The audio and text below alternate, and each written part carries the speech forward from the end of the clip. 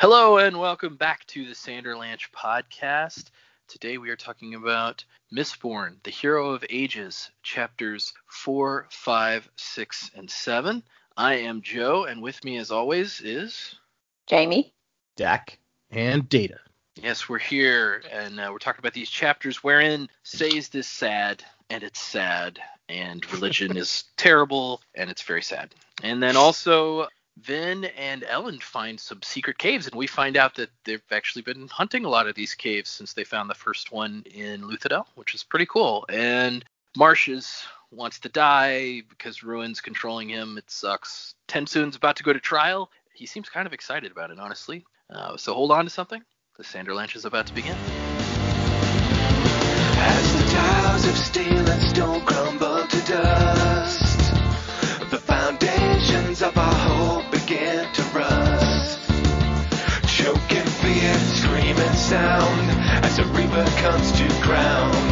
You turn to face it down because you must. And when the world starts to burn, at the point of no return, keep a hold of your conviction, tear out the affliction, before the world turns black.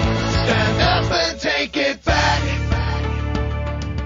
Yeah, so these chapters are, we're setting stuff up, but I think some of my favorite parts of these chapters may be the epigraphs, because we're getting lots of cool information there. So what did you guys think of these three chapters? There are 4 chapters, right? There were 4 chapters. That's what I said. I said, what did you think of these 4 chapters? You just... I was like, did I read too many chapters? I'm used to last book we did 3 so often, and it's different now. Yeah, I enjoyed these chapters. Pretty cool stuff. I feel like it's happening now. It's almost like this whole, since this is the last book in the trilogy, it's almost like this whole book is the Sanderlanche. So far, anyway. Maybe it'll slow down going forward, but I feel like we're getting a lot of cool stuff. Sazed being, so bereft over Tin Wolf's Lost, it's very sad. We feel for Sazed because, he was our introduction to the Terracemen, and he's just such an amazing person in these books and a great guy. Could still possibly be evil from my predictions way back in the first book. Who knows? But it's sad to see him this way. But I'd actually need to back up. So the first epigraph, he is talking about Rashek. So I think we can pretty much safely say that it's not being written by Rashek. Yep, killed that one. Yeah, so that was good. And then what else do we have? We had Vin and Ellen working together, married couple, loving each other, protecting each other. They're talking about how we've put it together, but I feel like they haven't quite put it together that these Inquisitors seem to be using ferrochemy.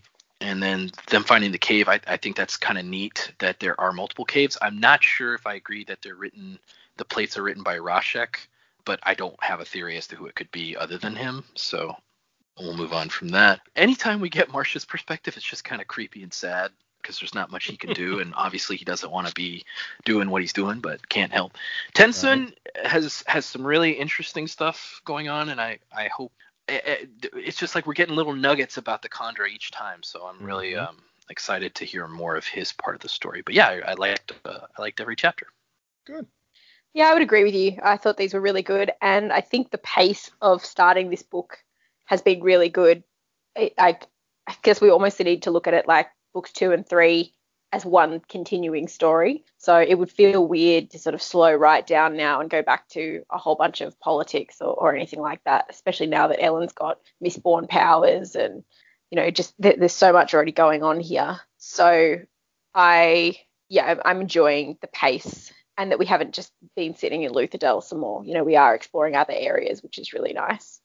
I thought the caves were really interesting. I'm not sure that they're going to find a whole bunch of adium at the end. And I mean, who knows what they might find, but I think it's really interesting that all these sort of survival bunkers have been set up and what we're getting out of the epigraphs as well, especially the ideas that we've had of, okay, well, what terraforming has Rashek actually been able to do and sort of thinking about, okay, well, while not exactly a good person, he was actually trying to do some good things. He was just terribly misguided, I think, as a person, and not realizing the consequences that those actions would take as well by doing what he did. So I'm really enjoying getting a little bit more insight, I guess, into these powers, even though we haven't really seen what's happening with them yet. Like, we haven't had anyone's account of what it's actually like to have these powers apart from the epigraphs. Yeah, and just getting those little bits extra about the Kandra as well. I really like this chapter and their true bodies, I think it was called, true bones or something. I thought that was really interesting that they actually can do that as well. Yeah, really good read. Really enjoying it. Yeah, it's interesting to see some of the Kandra stuff, and I think the true bodies are a cool idea, where it's like we're gonna turn our bodies into art, basically. Yeah, like everyone said, like the epigraphs are really good just because it's giving us a lot more insight into Rashek than we've really had before, because beyond all we've really known about Rashek up to this point is like genocidal warlord trying to save the planet, thinks he's doing the right thing, and now all of a sudden we're getting all this more information about what he could actually do and why he was trying to do it, like what he was actually hoping to gain out of creating the volcanoes and whatnot, really. Yeah, it's like that. You're just pleased that he created volcanoes. Oh, I will never let that go. I will hold on to that. Like, we'll be up to Rhythm of War, and I'll still be talking about that. Everyone's just like, oh my god, shut up. Volcano dude, that's how it is.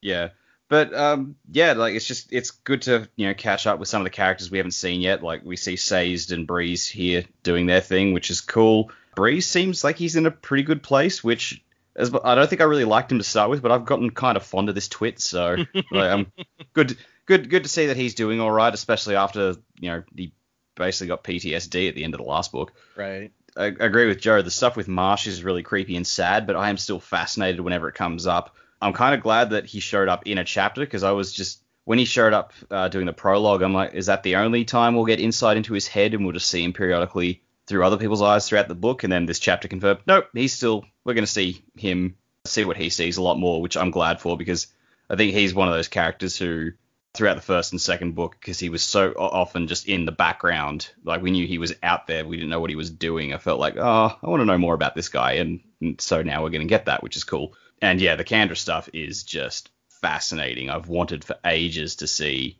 more of their society, and now we're getting that in overdose, and I am loving it. I'm just like, yes, give me more. Yeah, there's definitely some interesting, and I like Marsh was one of the like least developed characters in the first book, because we met him like a couple times and he gave Vin like one lesson, and that's really all we saw of him. That's true. Yeah, he was one of the least developed characters, but what we did see of him in the first book still made him interesting. I'm just like, I want more. It wasn't like he was just a flat character and it's like, oh, well, we don't really need to see much more of him anymore. It's like, no, there was a lot to this guy. Yeah, I agree. And you could tell that he had some depth. We didn't get to develop any of it. And then in the last book, all we saw was him being kind of weird.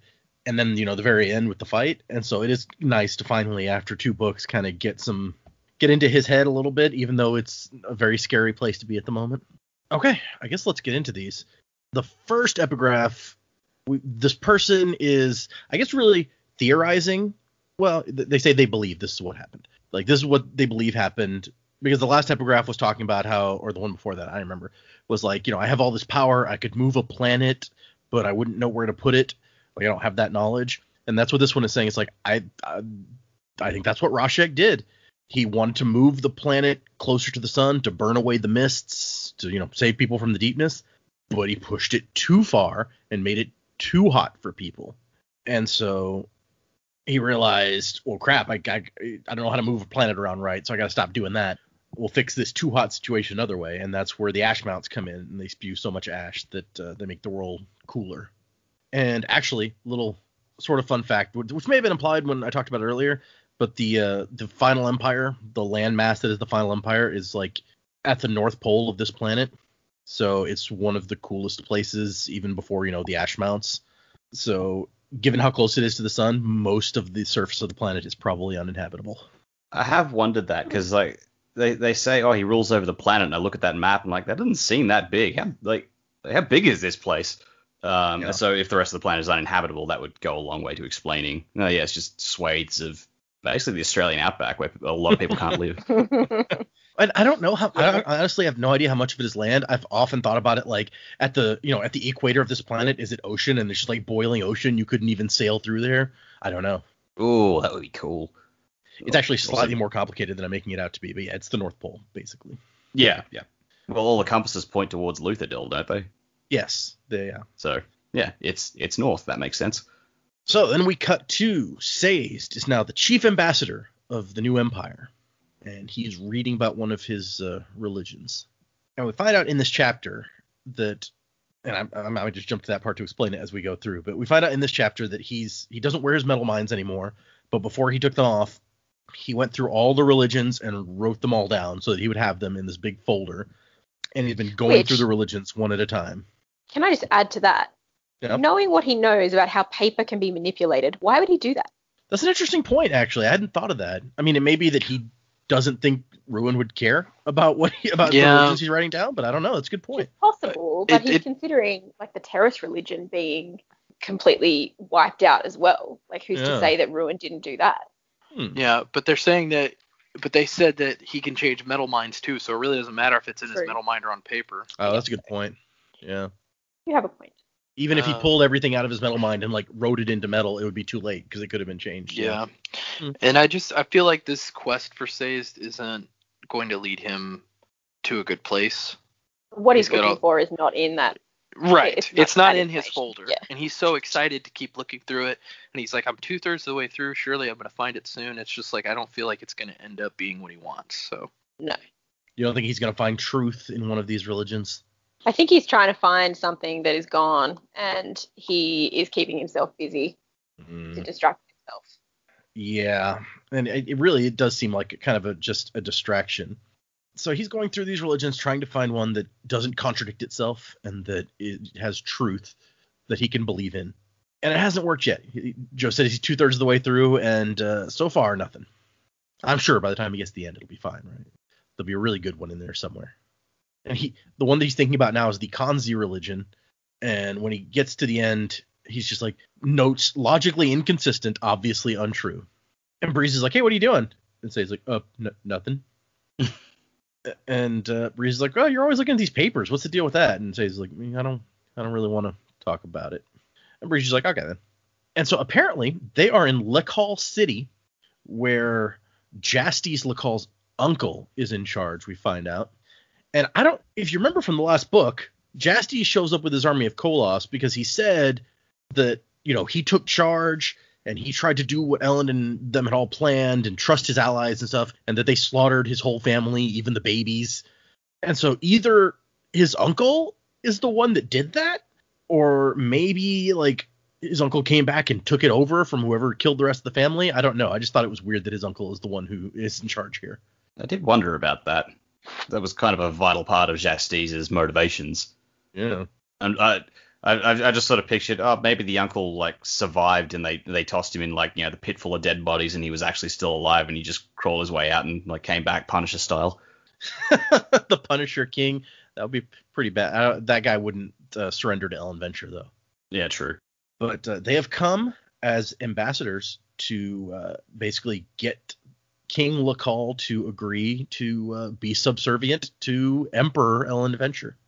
And so they're Sazed and Breeze are waiting outside while they think it over.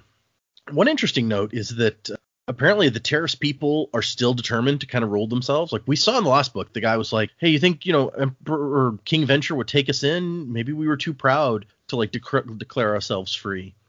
But from the way Sazed thinks about it here, it's like even after the leaders were slaughtered by the Steel Inquisitors, they're still determined to rule themselves and call no man master again. Which then he points out is kind of hypocritical since the Lord Ruler was actually a Terraceman in the first place, but no one knew that. No.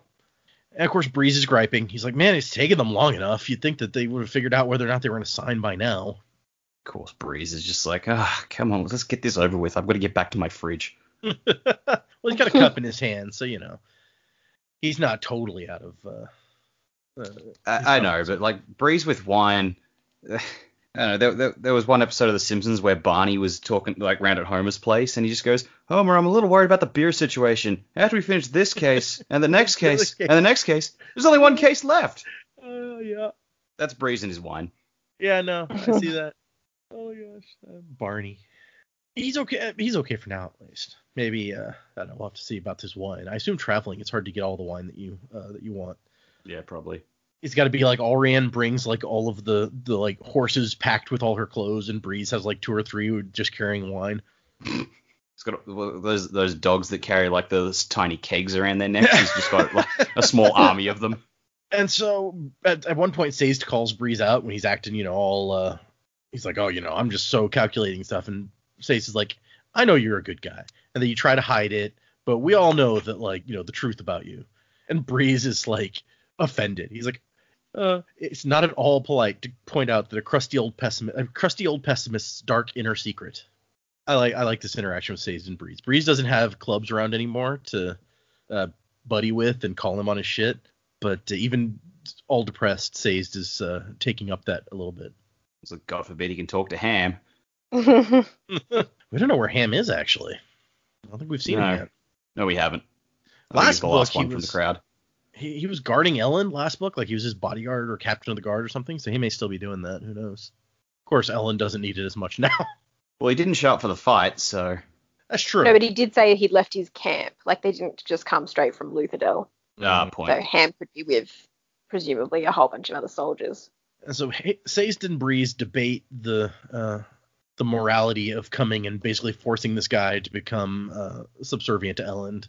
And Breeze is like, hey, it'll give them the protection of Ellen's armies, which presumably are a bunch of Koloss at this point. I don't know.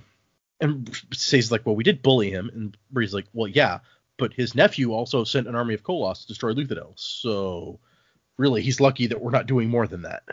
And then they get a little more heartfelt where Breeze is like, it still hurts, doesn't it? Sazed's like, yeah. That's very sad. I hate seeing Sazed sad. And then Breeze is like, hey, I know what'll cheer you up. Why don't you try to convert me to one of those religions? And he gets kind of insistent, and Sazed is like, no, I don't do that anymore. God damn, Breeze, read a room.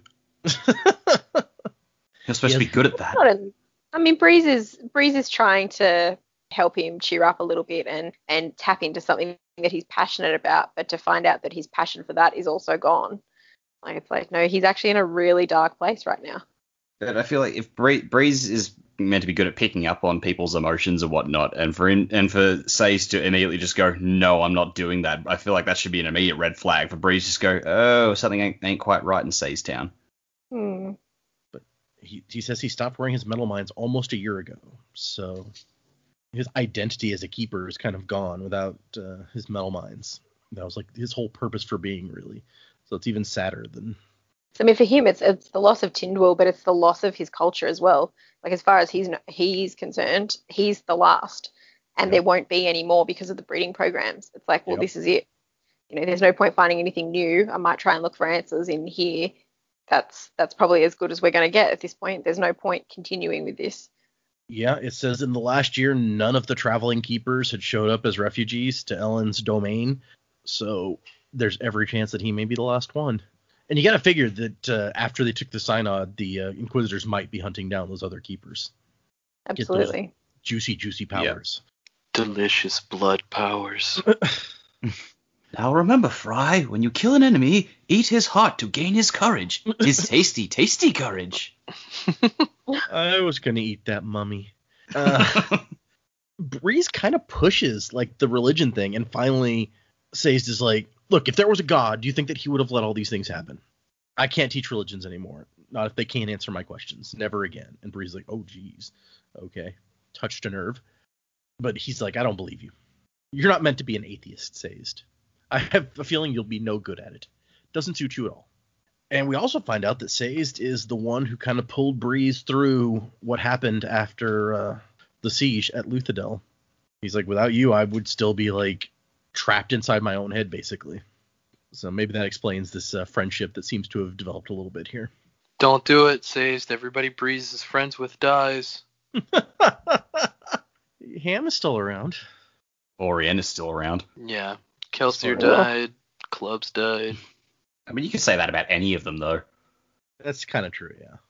It's like, really, it's like, when Vin showed up. You can say the same. Happening. Yeah, it's like, hey, Breeze, don't be friends with Sazed. People around him die. Or go crazy. Look at Marsh. Don't mind if I do. Okay. That's when the door opens, and a guy comes out with the, I almost said contract, I guess the treaty.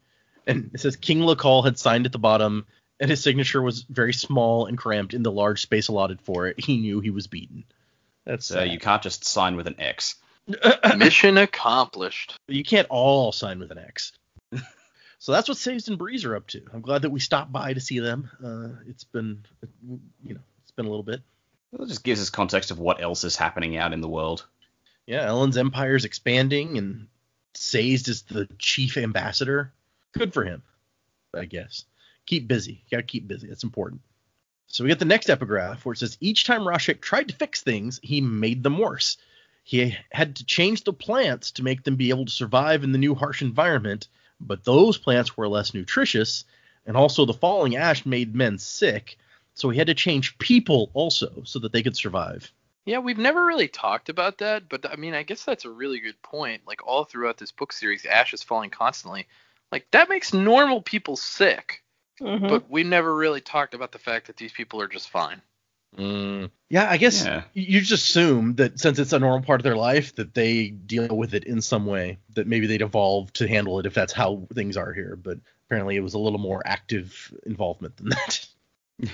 Just picturing Rashek sitting over a desk just going, for fuck's sake, now I've got to fix this too. God, all right, where are my plans for the people? He just got like the Vitruvian man. He's like, all right, so if I just make a little change here, he's just fiddling around. So we cut back to Elend just after the Inquisitor has been not beheaded exactly, squished, I guess. Yeah, pulverized. Yeah, there you go. That's good. That's a word. And Vin is like, he was moving too fast. Elend's like, he must have just had Duralumin or something. You'd think after all this time, like, he even has kind of an inner thing here, like, oh, she's usually right about stuff, but I'm just gonna act like she's not right. Dude, what's wrong with you? Like, your wife is telling you something. She's usually right. Why aren't you listening to her? He just likes to play devil's advocate with her. Well, it probably is actually healthy, given the last time she thought she was right, she unleashed ruin. That's also true.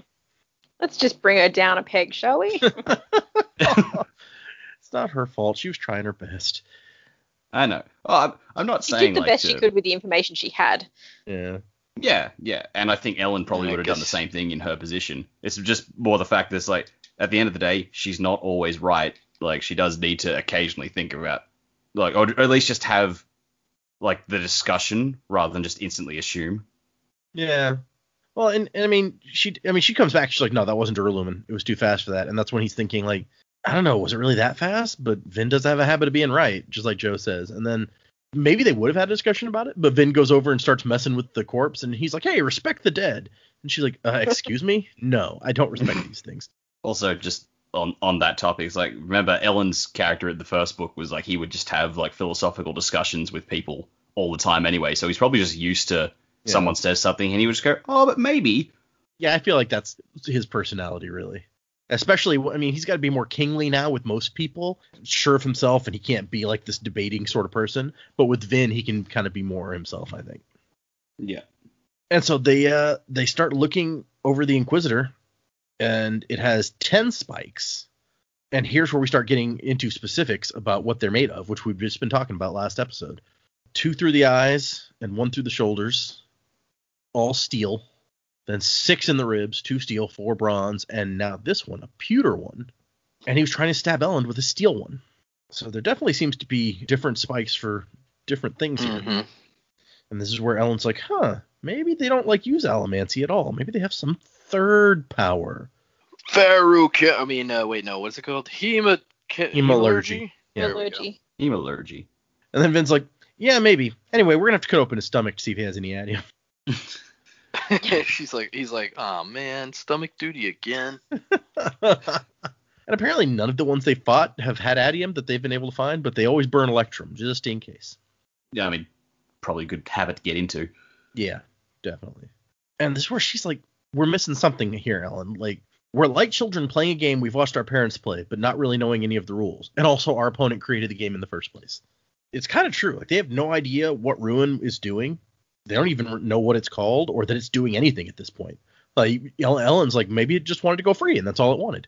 It's like the Phoenix Force. It's just floating through the galaxy now. And Vin is very determined that no, it's definitely not doing that. It's out. It wants something, and it's controlling the Inquisitors, and it can change text and not text messages. No, that doesn't make any sense. It can change text and create miscommunication and confusion. It knows our plans. So the deepness is slowly choking off the livability of the outer dominances, and they're having to move people towards Luthadel if they want to grow food and survive. Humanity is kind of not looking great at this point. And then Ellen's like, no, I'm a member of the Church of the Survivor now, and it has only one prime commandment, survive. Which, that makes sense, yeah. That sounds like something Kelsey would say. He may have said it once or twice. Sounds like something Gemmel would say to Kelsier when throwing him into danger. Yeah. Survive! Throwing him off a castle. And so eventually they go back to Fatrin, and he's like, hey, why'd these Koloths stop attacking? And Ellen's like, hey, I promised you a second army, right? Here it is. Make sure your men understand this was their victory. And he tries to explain, and Fatrin's like, so you're saying that they're scared of us, so they switch sides. And Ellen's just like, yeah, close enough. Just whatever. Yeah, we'll go with that.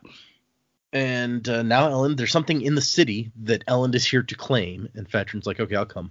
And Vin is like, dude, did you really have to start this battle without me? And he's like, look, I didn't even know if you were going to show up. I left a message for you, but you weren't there, so I didn't know when you were going to be back. Yeah, and like my phone is dead, so I couldn't text you. So I'm sorry. I'm sorry that I watched WandaVision without you. You know, I was going to wait, but I didn't know when you were getting there.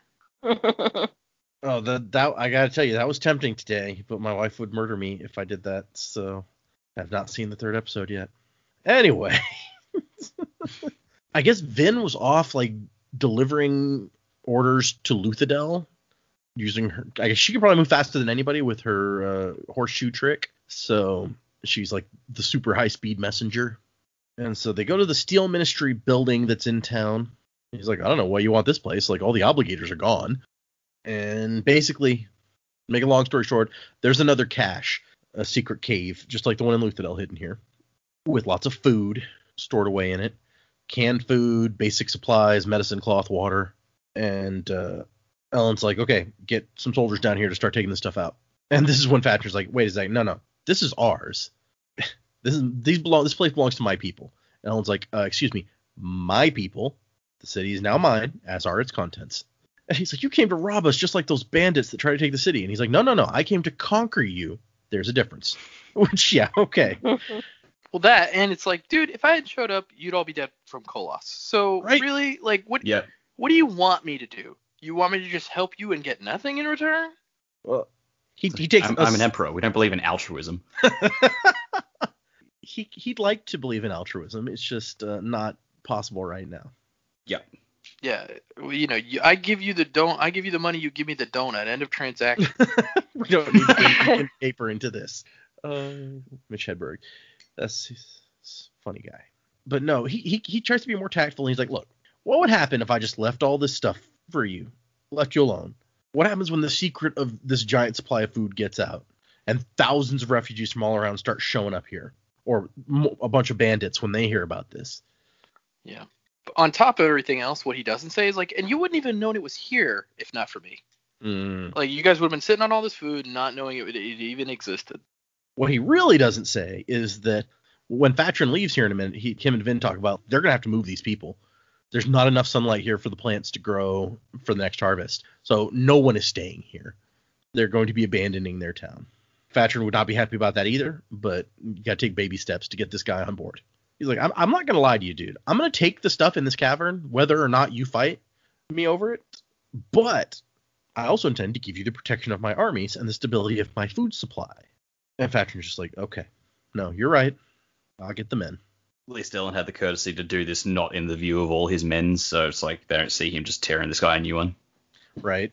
And when we see that Ellen, he regrets having to do the stuff that he's doing. He's like, I wish that it didn't have to be this way, but like, I feel like I failed to set up the kind of government that the people deserve. But, you know, you have to do what you have to do to get everyone to survive. And then we cut to Vin, and she's all sad about his disillusionment. But really, she's here for other reasons. She's like, yeah, all food and stuff, that's all great. But I want to see what's on, like, the secret plate and stuff. Yes. What instructions have the Doomsday Preppers left us? She's looking for that adium, that sweet, sweet adium fix. She is. Although adium is distinctly less important now that electrum is the thing that they know about. Yeah, I guess the Lord Ruler wanted to keep electrum a secret from the nobility so that only he would have a way to fight adium if he didn't have any. Well, really, I think it would have destroyed the adium economy if people had known about that, and that was apparently one of his primary ways of keeping control over the nobility. So it's kind of important to keep that electrum a secret. And Ellen is like, dude, Vin, the Lord Ruler must have known that someday, like, the mist would return, so he created these supply depots. And imagine, like, the effort that it would take, and you'd have to, like, rotate the food. I mean, it's canned food, but it doesn't last forever. You got to rotate out in fresh food. And he's been doing it for maybe hundreds of years without anyone noticing. Vin's like, well, it's not really that hard to keep secrets when you're the God Emperor with a fanatical priesthood. But Ellen takes it as a good sign. If the Lord Ruler was preparing stuff, then he must have thought that they could win this fight. Like, why bother preparing to keep people alive if you didn't think they had a chance? And Vin is not as encouraged by this, and she's bringing up all the bad stuff. She's like, ash is falling pretty much all the time now. If the mist don't kill off next year's crops, the ash is going to. Koloss gathering in the outer dominances, bad things are happening long term. I also love that when he tries to talk about Kelsier, she's like, look, am I the only one who sees the irony in the fact that we call Kelsier the survivor, and he has this whole survive religion, but he's dead. He committed suicide to let himself become a martyr. How is that surviving? Which, yeah, she got a point. Yep, can't argue with that. But the people need something to give them hope, right? And they kind of have they have this argument, and then they're like, I'm sorry, I don't want to argue, but they're very strained here, and you can tell that that's how this stuff comes out. And what they really came for, and well, I mean, Ellen definitely wants the food and supplies and stuff, but they find the metal plaque, the plate on the wall. And the message left behind is, this is the last metal I will tell you about. I have trouble deciding its purpose. It allows you to see the past in a way, what a person could have been and who they might have become had they made different choices. Like gold, but for others. The mists have likely come again. Foul, hateful things. Scorn it. Do not go out in it. It seeks to destroy us all. But, pro tip, you can control the Koloss and the Kandra if you use several people at once to push on their emotions. Which, that was new for our friends and for us, is that, hey, we could get like a bunch of soothers together to do it. It seems like a bit unfocused. Like, he's talking about, don't go out in the mists. Don't go out in the mists. You can control the Kandra and the Koloss by doing this. I'm like, what does that have to do with the mists? You were talking about one topic and just jumped to a completely different topic, dude. I mean, first he talks about the metal, and then he jumps to the completely different topic of the mists, and then a completely different topic again. So, I agree. It seems a little bit unfocused. Well, yeah, at least and then he's got the PS break before the mists. Yeah. He does have a PS. We'll get there in a sec. So the plate had been written by the Lord Ruler, they think. Somebody said they kind of disagreed with that, so we may get there in a second. And it says that this is... Each of the previous ones had contained plates like this. They'd learned about electrum in Ortiu, however you say that. That's where Strat ventures from. In another one, they'd found the description of aluminum, but they already knew about that one. And now they also have a direction to the next storage cavern. It says, just like in the other 3 storage caverns, they found a map depicting the final empire, Luthadel, a square in the middle, and an X on the location of the next and final cavern. There were 5, they thought. The first one near the Well of Ascension. Then it doesn't say, but we saw the name of the city in the last book. Stilton City, I think. Something like that was what the second city was called. The third one had been in Urtu. I got to figure out how to pronounce that because it's going to come up some more. And that one had led them to this one. And each map has numbers, a 5 and a lower number, so that's counting up to 5. This is 4 of 5, so that's why they think there's 5 total. And it's in last one is in Fadrex City, where Set is from. So they're like, oh well, he'll be happy about that. Finally go and conquer his hometown back.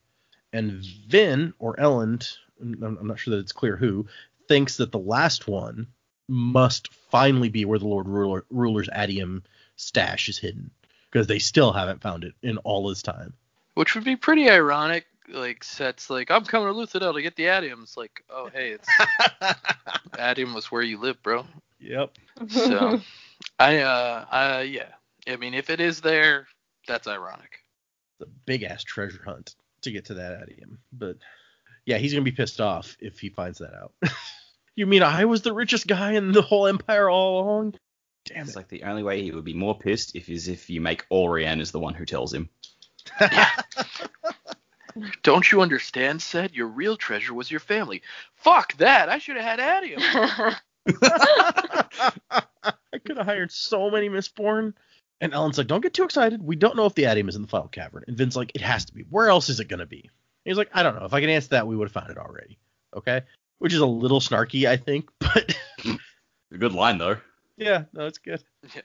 And there's an interesting thing in the annotations here, because it says originally Brandon had planned for there to be 11 or 12 storage caches.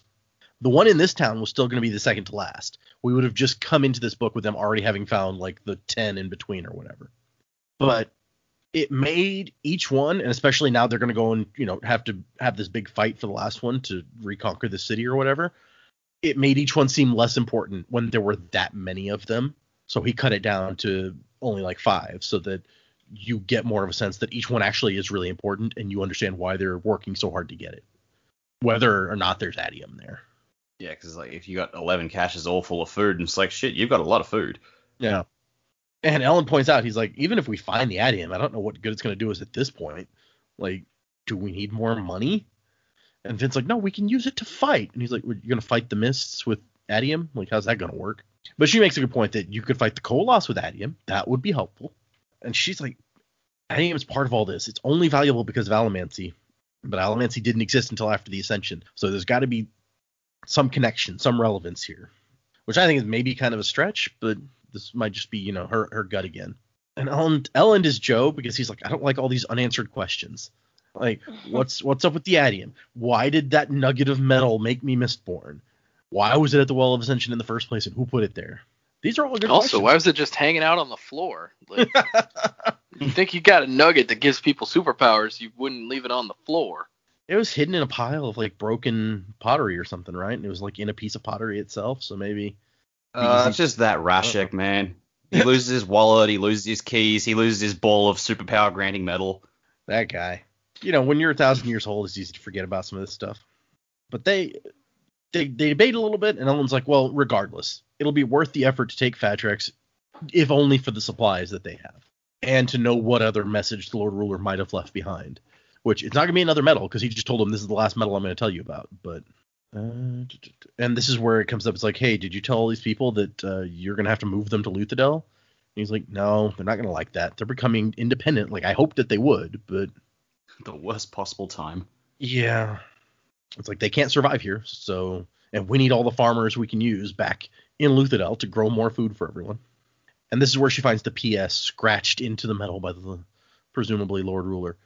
Be careful what you speak. It can hear what you say. It can read what you write. Only your thoughts are safe. Yeah, that's troubling. Yeah. Yep. But it would explain a lot, why the Inquisitors always know where they're going next, because they're talking about it. But yeah, that's no fun if your enemy can know everything you do except for your own thoughts. It's very isolating. Yeah. She can even talk to Ellen about whatever she's thinking if it can hear what. Yeah, it's very sad. Data, was it and Uriel in Dresden Files who can do that? Oh yeah, who can listen in and on people, right? The Master of Shadows. Just wherever they are, he can always just hear them. As long as there's a shadow there. Yeah. Bum bum bum. Maybe this thing needs shadows too. We don't know. Possibly. And she's like, I have to find a way to defeat or outsmart this thing that I've let out. And I can't even talk it over with anyone or it will know what I'm planning. And then we get another epigraph. And see, what I really like about these is we've talked about before how there was no way for us to know what happened at the Well of Ascension after Rashek got there and took the power and did whatever, because he was the only one who knew and he was dead. So unless we found his real journal somewhere where he wrote all this out, there was no way for us to know until apparently somebody else gets the power and is able to tell us about it. So that's nice. I was going to say, it can't possibly be another journal, because if it was, that would be the epigraphs. Mm-hmm. So yeah, there's got to be like inherited memory or something for the hero who takes the power. Yeah, maybe something, because obviously there's a lot of information about Rashek and what he did here. Although it also seemed like this person was kind of guessing a little bit. They were like, I believe this might be what happened. So maybe it's just like an educated guess at this point after getting the power of understanding. Come see the violence inherited in the system. Help, I'm being repressed. So this says Rashek soon found a balance in the changes he made to the world, which is fortunate, for the power burned away quite quickly. Though the power he held seemed immense, to him it was only a tiny fraction of something much greater. Of course, he did end up naming himself the Sliver of Infinity in his religion, so perhaps he understood more than I give him credit for. Yeah, I'd forgotten about that nickname. So would I. Either way, we have him to thank for a world without flowers, where plants grow brown instead of green, and where the people could survive in an environment where ash fell from the sky. So, thanks, Rashek. Good job, dude. I don't know. If I'm trying to think of a way to get rid of the mist, I don't know that moving the planet closer to the sun is my first thought, but maybe that's just me. Well, I don't know about you guys, but since we discovered that Rashek was indeed the Lord Ruler, I mean, we don't get a lot of information about Rashek as a person other than he's young, brash, and angry. But my thought is maybe he just isn't that intelligent. So when he gets this power and he thinks, you know what? What would a smart guy do? He'd just move the planet. What would a smart guy do? Yeah. And so he's doing all these things because he knows he has the power to do it. And that's just the first idea that comes to him. And he doesn't stop to consider, he's not stopping to consider, is this a good idea? He's just like, oh yeah, I know how to do that. I'll just do that. That's a really good point. Yeah. Yeah. And then he gets himself into a situation where he's just putting Band-Aids on Band-Aids on Band-Aids, trying to fix what he's done rather than actually being able to reverse anything that he's done. It's like, well, that wasn't great. I might try this. Oh, that's a new problem. Well, maybe we'll create this new problem to cover up that problem. He never discovered Control Z. Well, and honestly, that may be the most worrying part about all of it, is that whoever has the power now, one of the first things they said was like, I have this knowledge or this ability to move a planet, but I have no way of knowing like where to put it so it's not too close or too far away. And I think that's what happened to Rashek. Considering that is apparently what happened to Rashek, at least we think, per the epigraphs. How do you fix that? Like, even if somebody else gets the power now, if they don't have that knowledge either, then how do you undo what he did? How do you bring back green plants?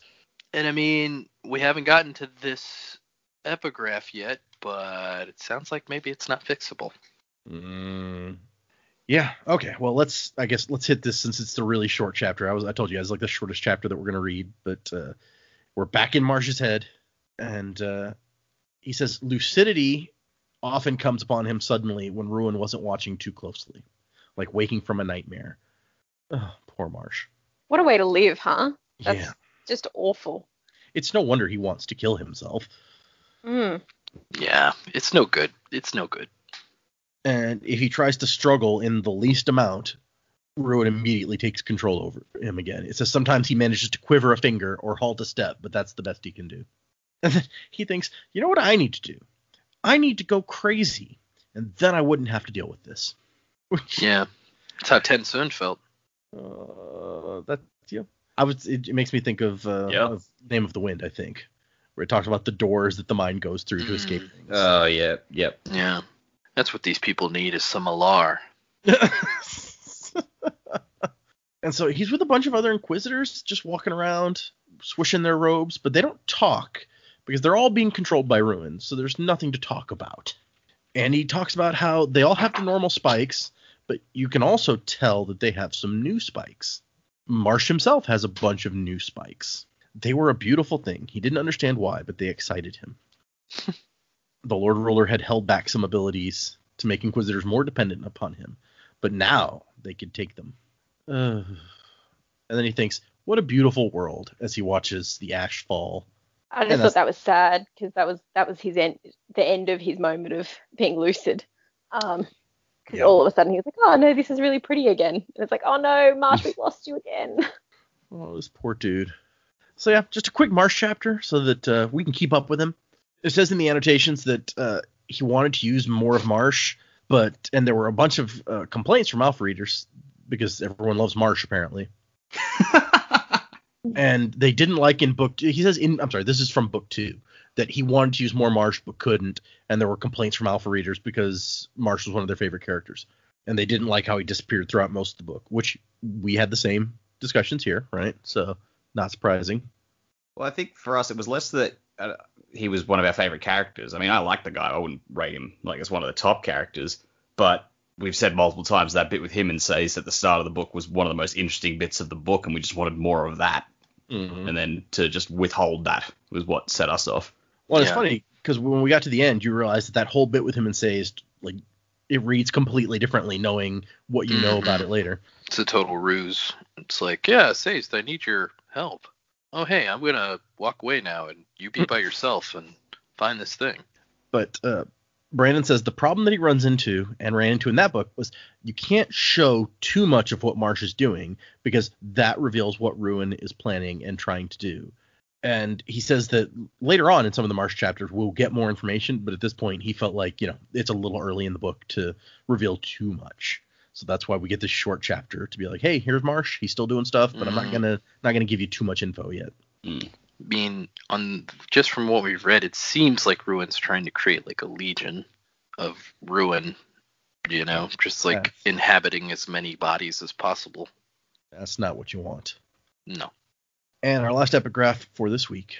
I speak of us as we, the group, those of us who are trying to defeat and discover Ruin. Perhaps my thoughts are tainted now, but I like to look back and see the sum of what we were doing as a single, united assault, though we're all involved in different processes and plans. We were one. That didn't stop the world from ending, but that's not necessarily a bad thing. Yeah. Bleak. Yeah. That is bleak. Yeah. I don't know what's going to happen. Like, are they all going to get on a spaceship and leave Scadrial? Like, what's happening? The spaceship is just going to land, like, at the very end of the book when they're all about to die, and they're like, get on board! Come with me if you want to live! Yeah, Sazed is going to, like, get the knowledge to use a volcano to shoot them into outer space. Okay, this is my new hope for the end of this book, is the spaceship volcano thing. In the annotations here, he talks about, in this epigraph, the author is discussing that he/she is going to refer to each group as we, and he feels that's very important, and most readers skip over that.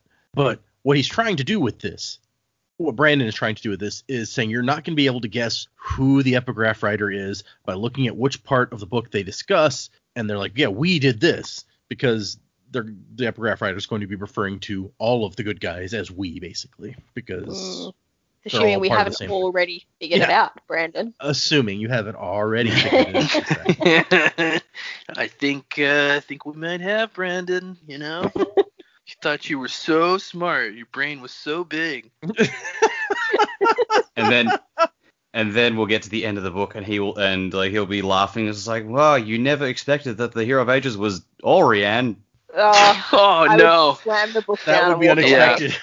I would burn my Kindle just so that no book could besmirch it. It's gonna be spook. I've been telling you since book one it's gonna be spook. So Mistborns, man. Let me tell you, I would buy that more than Ulrian. When you're writing a spook rap, it's not easy to rhyme Lestiborns with stuff. I believe that. Yeah. So the first line of the spook rap is "Wuzzing to the Wizzle, it's your boy Spook Dizzle." Oh my god! I love it so much. Yeah, I should read you guys what I have so far. I gave up on it like a couple weeks ago, but I guess I could go back now with fresh eyes. Oh my gosh! You're gonna record it, and it'll be a special release on. Even if it's not finished, we'll make it a special YouTube release. We'll put it on Bandcamp. We all need a week off. Enjoy this instead. You can buy it for 99 cents. Yeah, Spook Rap, 99 cents on Bandcamp. Coming, TBD. Oh my gosh. Okay, but the first line of this chapter is they gave him bones, which sounds kind of mean, but it's TenSoon, so it's a good thing. It sounds hot if you ask me, but. Oh, okay. Yeah. They had. I guess that wasn't funny. I just no. These are bones that apparently Condra have just brought back over the centuries from their contracts, so they just keep like a closet full of various bones in case people need them. They didn't kill any of them, of course, because the contract forbade that. But they have the bones. I'm just picturing me throwing like a sack of bones into this pit, just going, "Are we sure these are all human?" And then TenSoon comes out and he's like made a minotaur somehow, and they're just like, "Oh, okay." He might be able to do that anyway. I bet he can make some like horns or something. Okay, yeah. So they give TenSoon some bones. And he makes like a body, not anybody in particular, just he makes a human body around it. And then there's a moment of realization. He's like, oh, like I created like a normal opaque body and everyone else is wearing like true bodies that, as they call them, a set of false bones, human shaped, crafted by Khandra artisans. And this guy, one of his captors, Varcel, has a true body made of quartz, and he leaves his skin translucent so that you can see the quartz through his body. This is the Kandra equivalent of bling.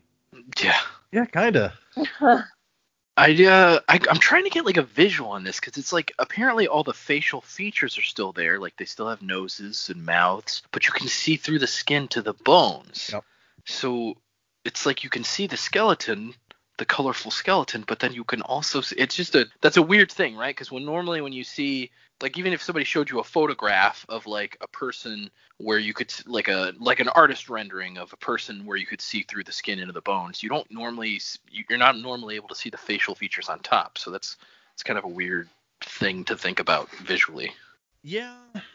I don't, for some reason in my brain, it's kind of like the water people from Futurama, if they had bones in the middle. I don't know if that makes any sense, but that's kind of how I picture it. Yeah. Well, you can't drink a Khandra that we know of. We still don't know what TenSoon did to Orsor, so You probably can when they're boneless. That may be true. he said that he was like a bunch of slugs, so I don't know that you drink slugs. Well, it's like a big thing of Yeah, muscle, right? Yeah, it's it's like muscle. a fatty Yeah, yeah. muscle blob that defecates Yeah, true. somehow, which is That defecates. disgusting. And Varcel, his captor, who he says is from, he knows most of the 6th and 7th generations up to the 6th and 7th generations. I guess it doesn't say which generation this guy is from. Yeah, it does. It says he's from the 5th generation. Oh, okay. I just looked over that, I guess. But anyway, Varcel's like, oh, I just picked a random set of bones. It's ironic that I gave you a set that was originally yours. And there's where it says he's from the 5th generation. So they had assumed that it would take him longer to create a body. And so since he did it so fast, they were like, oh, this must be one that he's worn before. And after this conversation, they're kind of standing around. Oh, we find out that this guy has, Varcel has the blessing of potency. And so do the other 5ths that are standing there. Mm-hmm. TenSoon saw 2 sparkling rods of metal embedded in clear muscles at their shoulders. So they're also using hemalurgy? I don't know what is going on. I will say, you skipped over the best part where, your boy TenSoon's act like a G. He's like, nah, dog, I'm just really good. Well, and right around that, when he says, I've never worn these bones before, and Varcel eyes him, and that's when it says he's of the 5th generation, we find out that our estimation last time was kind of spot on, because he says TenSoon's 3rd generation, this guy's 5th generation, and he says that's about 2 centuries apart, which is what Joe estimated last time. He's like, if they're about 100 years. So good job there. But even among the 3rd generation, TenSoon's like, few of them are as good as me, basically. Top notch. But we already knew that from last time when he like formed around the skull so that he could talk much faster than they expected. So they're kind of just sitting there staring at each other, and TenSoon's like, are we gonna go? And Varcel's like, oh, it was supposed to take you longer to make the body. You kind of weren't expected this early. Yeah, Not really ready for we got you. a Just schedule. wait in the waiting area. Yeah. The waiting area. We have some nice seats out there, some magazines. Yeah. Someone will be with you as soon as possible. This is way off topic. I just received this text that says "Me Phil," and the first line of the text is, "Hey, this is Steve." So, but it might be Phil. It's not Phil. Oh, Steve, that guy, so crazy, whoever he is. And so after Varcel says they expected it to take longer, TenSoon's like, 2nd generation's unpracticed, and they assume that everyone is as slow as their old asses. Okay, he's a little nicer. Burn. Wiki's burn on the TenSoon's on 2nd fire. generation. He is. I know. Right? Man, he's really coming off like a badass in this chapter. 2nd generation are old men and fools. Yeah. He's not being nice to them. Yeah. And Varcel's like, dude, though that's your elder generation. Show them respect. He's like, you know how I show respect? I suck in my genitalia and make it smooth, like a Ken doll. And TenSoon remarks on the irony of that, because he's like, well, I'm 3rd generation, this guy's 5th generation, so he should kind of be showing me respect per that same argument. But apparently the thirds have always been a special case, and that is why the seconds kept them out on contract so much. Interesting. It's like, man, our kids are all assholes. Yeah, that couldn't possibly reflect on you, right? Oh, goodness. And they're just like, I didn't choose the slug life. The slug life chose me. Boom. Why are you doing these things? Where did you learn it? I learned it from you, Dad. Apparently the fifth generation is the current favorites of the second, and they also like stone suck-ups. true bodies. Yeah, suck up, exactly. But he says they're all wearing stone true bodies, like Varcel has the stone, and so these other guys. So apparently that's the popular style with the fifth generation. Yeah. So apparently it seems like their whole like homeland is kind of underground, because it talks about the rock tunnels that they're going through and stuff. Everything we've seen so far is kind of underground, at least. I guess we don't know. Also, he's lost weight while he's been in prison, so he's really slim now, looking good. I think he says he's looking bad. Normally he would make like muscles and stuff, and he can't. Yeah, no, you're right. He hasn't been working out. It's too bad. And TenSoon thinks he's been away too long. The 11th generation must have been chosen by now. So that's an interesting way of putting it. Not born, chosen. I And think he he was- refers Yeah, they're like, to the race as unborn or something. Yes, I think Yeah. you're right. It'd be awesome if there were like Mistwraith like auditions to become full-fledged Kandra.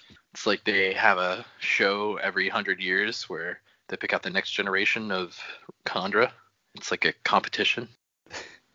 So now here's your bag of bones. Let's see what kind of body you make. Oh shit! I haven't practiced this. All right, George, he's got the bones. Let's see what body he comes up with this time.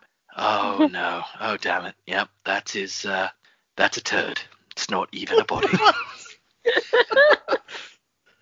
Oh my gosh. Son, I don't know how you did this, but you've taken this bag of deer bones and somehow you've turned yourself into a dog. Like, I'm kind of impressed. Yeah, but that'd be not impressive. What are you talking about? Impressed, actually, entirely. This man seems to have taken the exoskeleton of a beetle and turned himself into a button. Not sure what he thought that would do, but there you have it. It's very Harry Potter. Don't they turn beetles into buttons at one Yeah. point? They sure do. But yes, Jamie's right. They call it says he wonders about the unbirthed, the creatures that humans call the Mistwraiths, if they were more honest than their brother, the Kandra, because they form whatever bodies they want, and the Kandra tend to go for human shapes. He also he doubts that there will be a 12th generation. Father is dead. Well, we do know about their dad being dead. Mm-hmm. Yeah. The slug monsters have daddy issues. What a sentence. Yeah, I didn't think you'd be saying that, did you? Nope. You are entirely accurate. He realized that they are heading for the capital T Trust Warren, his people's most sacred place, and that is where he will argue his case. Year of torturous imprisonment had earned him a trial before the first generation, and if he failed, he would have eternity to think about what he'd done wrong. So yeah, Joe's right. That's also quite a short chapter. My mistake was asking for a trial. I mean, his other option was to be melted, so, you know. Yeah, I mean, Yeah. between being melted and living a little while longer, I think you might pick living a little while longer. Well, but it's not living a little while longer. It's living forever in a hole. Oh, that's true. Yeah, who knows? Yeah. Unless the world actually ends, and then maybe he's cool. I don't, it Yeah. might not- You know, Might not be that Scadrial big. blows up, he's fine. He's dead. He's like, okay, I'm happy. In a plot twist, it turns out TenSoon is the final villain. He blows up the planet so that he can get out of his imprisonment. Yeah. Ooh, what if the Kandra are the ones that have the spaceships? Yeah, that's what it is. Yeah, I was about to blob say the ship. spaceship's got to come into this somewhere. They turn Well, themselves what if- into spaceships, like I Transformers. was going to say, what if they are the spaceships? Yeah. Well, it, like TenSoon mentions, like, if they eat, like, they still maintain human forms even with their true bodies. What if they just ate a whole bunch of steel beams and girders and just turned themselves into a ship? Yeah. They're just like, they even make the Transformer noise, like, wah. See, now you got me thinking of Captain Marvel, where someone asks the Skrull, is like, could you turn into a filing cabinet? And he's like, why would I want to be a filing cabinet? You know, because you can. Anyway, that's the end of the 4 chapters. Let's get into predicaments, people. Who went first last time? I don't know. And I never remember. I think I did. I'll go since I Go. started everything today. That's fine. So let me go back to the beginning here. Yeah, I'm going to maintain what we've been saying. Sazed is the one writing the epigraphs and therefore the self-proclaimed hero of ages. Okay. It seems to fit more, especially since he's writing about Rashek. And I mean, come on, who is smarter than Sazed in this group of people? So You're not wrong there. Yeah. So, Also the most literate. All of these things. Yeah, so like I talked about before, I don't think Sazed is going to find what he's looking for. And there's going to be, I predict there's going to be a moment when he has to make a decision on, do I give up completely or do I keep going? And I assume there's going to be some kind of trigger that basically like tells him, like, I got to keep going. Tinwill's gone. I can't find what I want from this religion, but I can't stop. There are people who count on me and depend on me, and he's just a good person. He's that kind of person. So I predict that for Sazed. Breeze, I don't know what's going on with Breeze. Maybe Breeze. I don't have any predictions for him just yet. I predict that they will eventually get to this last cache, but I don't know. I'm with Ellen. I don't think the Adium's going to be there. Where's the Adium then? I don't know. I have no idea. Okay. But I don't think it's going to be there. Just because, like, I don't know. It doesn't make a lot of sense to me. Like, he just because Vin thinks it's there, so yeah, it can let's go possibly with be that. there. Like, what he really diverted all the Adium to this other city, and then, like, you know, Set took over the city and didn't know anything about it. Which, I mean, obviously they didn't know about any of these caches, but right. Still, I don't know. It just seems like another setup for failure, because I feel like every first hope in these books, it's like, oh, that doesn't work out, you know. So I don't know how long it's going to take him to get to that cache, but I don't know that it's going to be there. Marsh, man, I don't even have anything to say about Marsh other than my prediction, I guess, is that Ruin is trying to make a legion of people that he can control. Back to the last chapter before the Marsh one, I think maybe the steel spike, if he had stabbed Elend with it, maybe that would have given Ruin control over Elend. That's maybe why I think he tried to stab Elend with it, because they've never tried to stab people with spikes before. So, or maybe it would suck up all his Mistborn power. I don't know. But that's my guess, is that Ruin, if he stabbed him with that spike, Ruin would be able to take control of him. And TenSoon, I think he will have his trial, and you know, here's what I'm going to predict. I don't think it's likely, but what I really love, if it was like a Halo situation where he's like the arbiter and he goes before them and they're like, they condemn him, but then they're like, oh, hey, by the way, we condemned you, but we have a mission for you. We need you to do some stuff for us. Go kill Vin. Yeah, sure. We're going to banish you from the Conjure, which means you're not held by the contract anymore, so you're the only one who can kill her. Yep. But I don't think TenSoon would do that. No, and you're putting those words in my mouth, so I didn't say that. You're the one who said yup at the end of it, so clearly. Yeah. I just agree with whatever you say. For the record, that's not true at all. No. I was right about the Peruvian penguins, and I could be right about this. That's a super inside joke that nobody will ever get. Anyways. What? Not even yeah. What? Yeah, that's an old family joke. When I was a kid, well, I guess I'll explain it. When I was a kid, I had to do a book report on penguins. We all got different penguins. I think I was like in third grade, so I was like, I don't know, 8. We got a report. We had to do a report on a different kind of penguins, and they gave me the Peruvian penguin. It's like they gave me the report in school, and so I knew why would they tell me to report on it if they didn't exist? And my brother was like convinced, Data was convinced that Peruvian penguin, it's too hot in Peru. Penguins don't live there. And so our granddad had these old encyclopedias called World Books. And we looked, and so it's like you just look up anything you want in there. It was like Google before Google. So you just like look it up, and sure enough, it's like Peruvian penguins. And he's never let me forget it. One day in the last, that's like 20 years now? Oh, I mean, more than that. More than that, yep. But I mean, come on, that is like the best line ever. It's like, well, I was right about the Peruvian penguins. Yeah, it's true. That is just an awesome line. Why do you think I'm still saying it now when I'm 31? Oh yeah, 32. Oh gosh. Yeah, see, it's Data. It's not about you anymore and how you were wrong about it. It's more just like that. Like, I can't let that line go to waste. Yeah, it's Peruvian penguins, man. It's alliterative too. Peruvian penguins. Anyway. Did you get to the end of your predicaments before we hit penguins? Yeah, no, yeah. Okay. Okay. Jamie, you want to go? Sure. So I'm really interested in the metal bits in the Kandra. So we've looked at it before from, obviously the Inquisitors were created and have metal all through them. We've looked at the Koloss, that they had those little metal pins in them as well that they took out from when a whole bunch of them died. And I think we spoke about before that the Kandra didn't, like, what did they have? They didn't have that. And so I was quite pleased to know that they did have something, but there's still that line from book 2 that was like, that you are of ruin and we are of preservation. So I don't know, is there something, I mean, so the Kandra have been created from the Mist race by the sounds of it, but they have something else that's potentially, whether it's controlling them or looking out for them, or I don't know, maybe the fact that they're not controlled by ruin means their preservation. I'm not sure. I'm really excited to know where that's going to go, though, because I think that's going to be fairly important, especially now with the hemalurgy and all the stabby implements and, and things that are happening. So we'll see what happens with that. I think we're going to see a lot more to do with Marsh, and I really hope that Marsh does find a way to become lucid more of the time. Perhaps he finds a way to, get out from Ruin's reach, but we'll see what happens there. I don't think there's adium at the next cache. There's going to be something of value there, but I think it's going to be a really big struggle to take that city.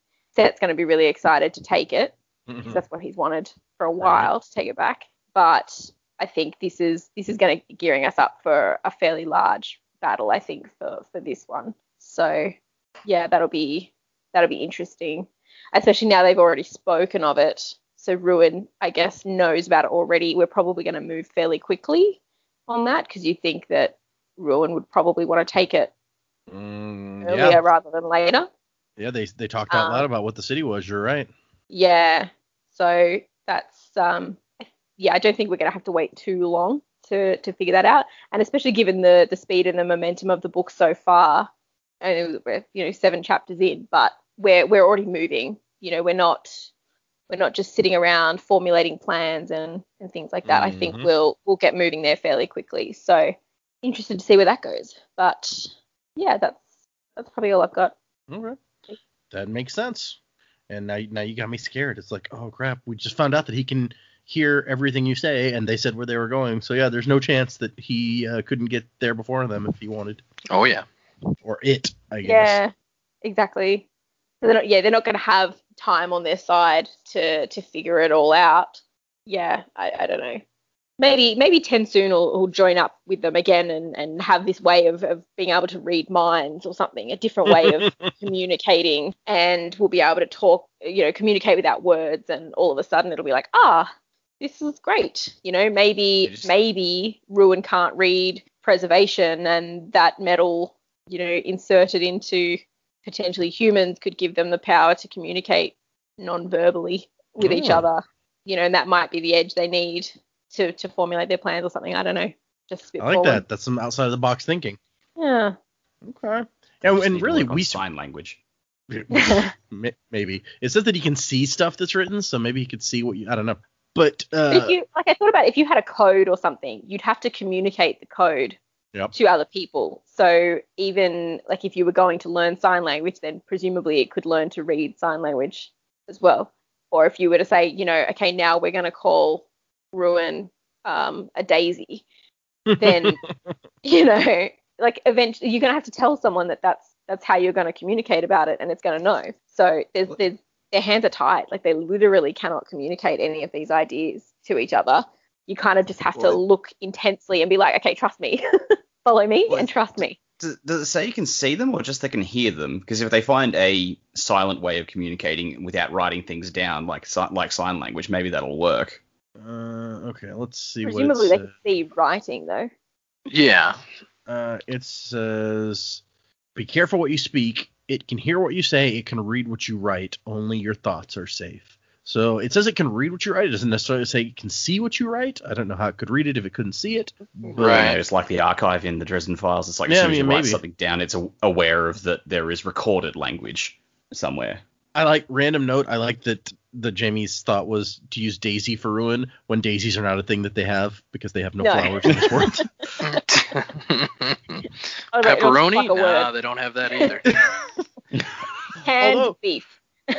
You make an interesting point about TenSoon showing up because we know that he's in the Conjure homeland. We still don't know where that is. Yeah. So it could be like sitting under Fadrek City for all we know. Mines of Moria, man. Yeah, all the Conjure. Yeah. That's what's hidden there. See, perfect. It makes complete sense. Okay. No, I like where some of this is going, and I do agree that I think this whole book is going to feel like it's moving faster compared to the last one where we didn't do a whole lot for a lot of the book. It couldn't get slower, let's be honest. But I talked about before how it's like these three books have, like, if they were movies, they would be thematically or stylistically different. Like the first one is a heist film. The second one is this like political thriller. The third one, I think probably the closest thing that makes sense would be like a war movie. Yeah, well, I could tell you there wasn't much thrilling about that political thriller. Well, what about when they're having the big debate or the election and all the guys show up to murder them? I mean, yeah, I guess that was over pretty quick. Vin explodes dude's head. Yeah, that was terrifying. Yeah, I'll give you that. If I was watching a political thriller and then all of a sudden, right in the middle of the story, a woman crushed some guy's skull, I would be shocked and confused. Yeah, I mean, Skyfall would have gone very differently if, like, when at the bit where Silver invades M's hearing, she just headbutts him and his head explodes. It's true. Yep. Like, let's see Judi Dench do that. Yeah, I'd watch that. That was another one of Ellen's brothers that she killed. Another venture. Yeah. Okay. So, good predicaments. Do we have everybody? Sorry. We've got Dak's predicaments. Dak. I'm sorry about that. Yeah. I got lost there. He's trying to skip you. He's like, forget you, Dak. We're moving on. Your opinion doesn't matter. Okay, so Dak, what do you got for us today? I'm going to cut straight to that, and none of that stuff in the middle is going to make it. No, it's all gold. So I think midway through last book, I predicted the Adium is all gone because it's been spent. The Lord Ruler has used it somehow. Yeah. You thought it was like to hold back the deepness or something. Maybe he was using it. Yeah. Yeah, and I still haven't quite ruled that possibility out. I think if they're still looking for it, I think it's probably gone because it's been used. And maybe the next plate will have like scripture saying, "This is what I used the Adium for." It's a tax receipt. Go, Well, when the Lord Ruler set up these caches, he couldn't have known that the pits of Hathsin were destroyed because that happened right before he died. So it could even be something like, this is how you use Adium to help you defeat the deepness. Yeah, because I mean, we still don't know how Vin is. The mists have responded to her. She's burned metal, and the mists have somehow, like she did it during the fight with Rashak himself. The mist responded to her. There's got to be something to that. There's a way that she was doing that. Whether that's Adium or not, I don't know, because that runs counter to what we know about Adium already. But again, another thing about these books is no one actually knows what all metals do entirely. Like there's always other uses for them that keep coming out of the woodwork that no one's really been aware of. So that's that possibility. Shit, I had one I thought a second ago, and now it's escaped me. So I am still on the bandwagon with the others that Sazed is the person writing these epigraphs. I think that the style of writing sounds like Sazed's voice. So I suspect that's who it is. It would also be, kind of a really odd twist to his character arc for this book, where he starts out doesn't believe in gods and religions anymore, and then he turns out to be God in the end. So like that would be interesting. But I'm also doing that thing where it's like, oh, all three of us are pretty well on this thought, and we're all agreeing with it. There might be like another trick to this that we haven't quite figured out. Like doing that whole second guessing. That's how he gets you. Thinking, what if it turns out, like at the end of the book, the hero of ages winds up being Marsh of all people? Because I mean, we're seeing a lot to do with him, and he's trying to well, not a lot, like really a few pages here and there, but he is trying to break out of the mold, and maybe the final twist of the book is he manages to overcome Ruin's control of him, and then he takes the power and uses that to completely subvert Ruin itself, and that's how Ruin is disposed of. again, much like the Lord Ruler, he has an Inquisitor. He thinks the Inquisitor is under his control, and then all of a sudden he breaks free of the control and massively subverts him. That would be a cool twist, I think. Yeah. The likelihood, I don't think, is high, but I think it'd just be fun to see. That is an interesting idea. Well, really, at this point, and we haven't really talked about it, we have no idea how you would even get this power that the Hero of Ages is apparently going to take, because the only power we knew about was at the Well of Ascension, which shows up every 1,000 years, and Vin just used that. So unless this book's going to last 1,000 years, that doesn't make any sense. So, and also, well, I feel like when Vin gave up the power, Ruin took it for itself. Ah, so maybe they can get it back from Ruin somehow. Possibly. And Marsh has a direct line to Ruin, so maybe he can. Yeah. He has some, in his moment of lucidity, he finds the weakness. He finds a way to siphon the power to himself enough to throw off his shackles. The epigraph one of the epigraphs we read this time also said that the power that Rashek took at the well is a small fraction of something much greater. So true. There may be even more to this than we kind of get at this point. Okay. Any other predictions? I feel like I had some, but I think I've actually forgotten them, so they can't be that important. Those were the ones that were going to be right. It's very sad. Yeah. They were going to be my, that was going to be like the Joe's TenSoon prediction. I called it all the way back here, and no one would have seen it coming, and it's like, nah, it's gone now. We're going to get 10 episodes in, and you're going to be like, oh, remember back in episode 2? I was going to predict this. Now I remember, and it's just happening. Yeah, sure. And everyone will just go, yeah, bullshit. Yeah. Okay, we have 3 emails this week, but one of them is from Angela, and she says, I'm currently reading chapter 12 of Hero of Ages, and she has some thoughts up to that point. So I'm going to save that for when we get to the episode where we're doing chapter 12, which is not next week, but the week after that. So Angela, we will come back to that when we get there. Another one is from Scott, and Scott says, great final episode for the book.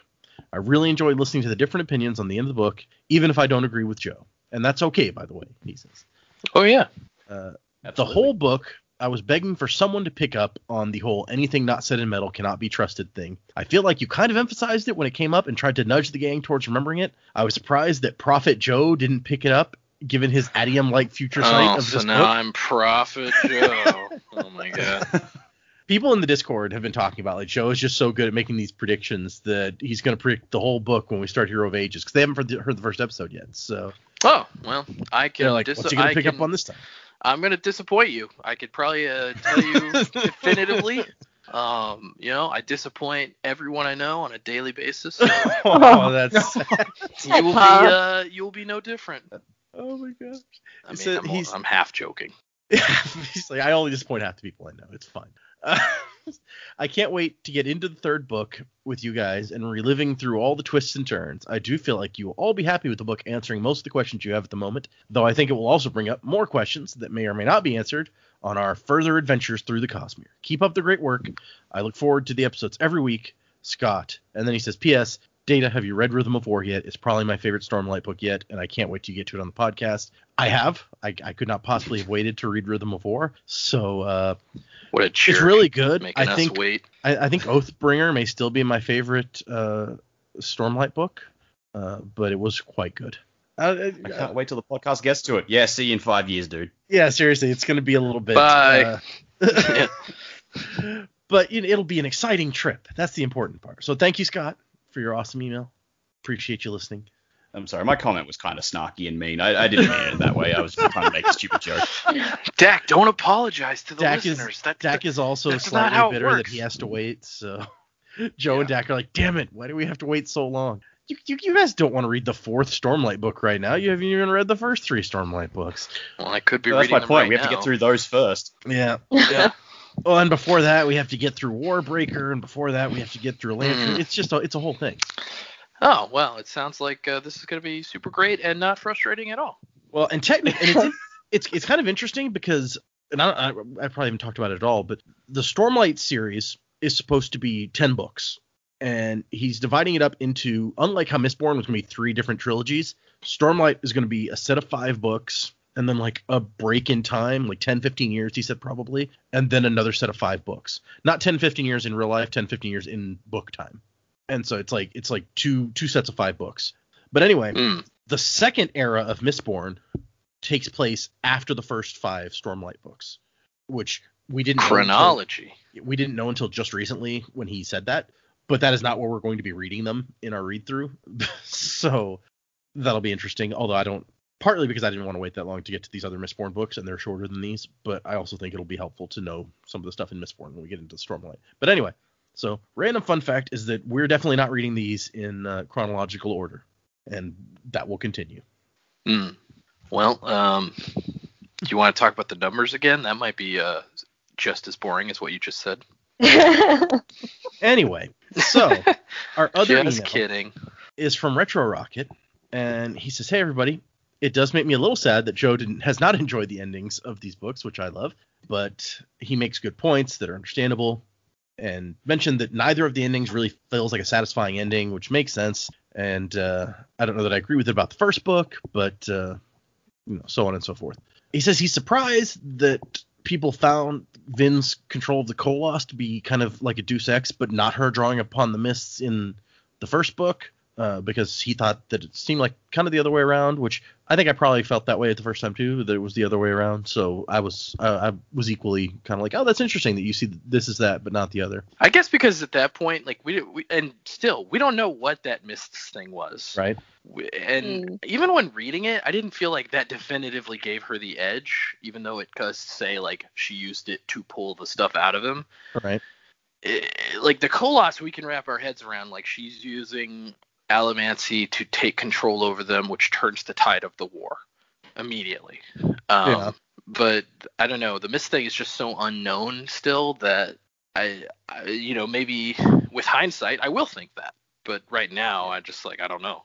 And it's also not something she's really been able to replicate, whereas now controlling the Koloss has become their standard operating procedure. Yeah, that's their bread and butter now, which is good because they didn't have many humans left for their army, quite honestly. So, although I guess they got Straff's army and Set's army, so I guess they got some more humans. Anyway, he also says, I don't think that any of you will have the same problems with the end of book 3. I would tend to agree with that also, Retro Rockets. So it'll be a while before we get there, though. So anyway, thank you, Retro Rocket, for your email. Other than that, for next week, we are reading 4 more chapters, 8, 9, 10, 11. Yeah. Don't forget to review and comment our podcast, and you will be inducted in to the misting crew. Yeah, at least one of the people who you made a misting was in the Discord, and they were like, "Oh, Joe made me this. Thanks, Joe." Even though you can't see that, so yeah, I can't see that. So you're welcome. Yes, I hope you guys enjoy these conversations we can't get in on. Yeah. Hope you guys enjoy not interacting with us. We are the worst. So well, apparently Joe lets down half the people he knows every day. So yeah. Well, maybe 75%. I don't know. So anyway, 4 chapters again for next time. That's, like I said, probably going to be about our average this book. I finished getting the entirety of the Final Empire uploaded to YouTube, and I've taken a short break before I start working on the second book. But we'll get there eventually, people. It'll all be there someday. Yeah, don't overexert yourself. It's not your fault. What's the words I'm trying to say? It's not that it's not your fault. It's just that it's all your fault. It's not imperative. That's what I'm saying. Yeah, no, I didn't feel like there was any hurry to it, which is why it hasn't all happened yet. Although we have started to get a few views on some of the old ones on YouTube, so I'm happy people are enjoying that. Cool. But yeah, I think that's everything we got this week. Music by Miracle of Sound, and wuzzing to the time of next, everyone. As the towers of steel and stone crumble to dust, the foundations of our hope begin to rust. Choking fear, screaming sound, as a reaper comes to ground.